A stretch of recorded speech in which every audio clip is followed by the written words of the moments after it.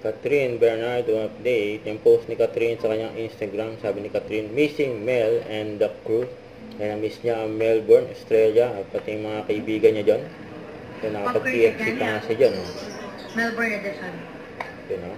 Melbourne is dito. Nagpumila pa si Catherine. Hot sauce version. Yeah, I know. Kaya masarap yan, oh. Yeah. PFC. Yummy. Endorsement yan si Catherine, eh. Okay ka.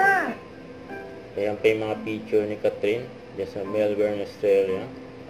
So, nagpunta siya dyan. Nanood ng concert ni Taylor Swift. Kasama yung mga friends niya. Nakita naman. Kaya niya namimiss eh. Masaya ni Catherine dyan eh. Kasama mga kaibigan niya eh. Ito rin sa birthday. Nagpunta rin si birthday si Catherine. Ni Mark Baumgartner na fashion designer. Ang katabi ni Catherine dyan, si Rambo, saka si Trina. Meron pa dyan iba. Yung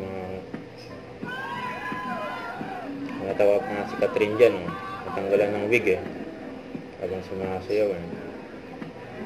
So, nagpatakip ng bibig si Catherine eh. Yung katabi niya dyan si Rambo, saka si Trina. Tapos nasa likod niya si Jericho Rosales. Huwag kalimutan mag-subscribe, click ang notification bell for more update. Ito po ang Nick Chor Reaction Vlog. Bye guys, thanks for watching.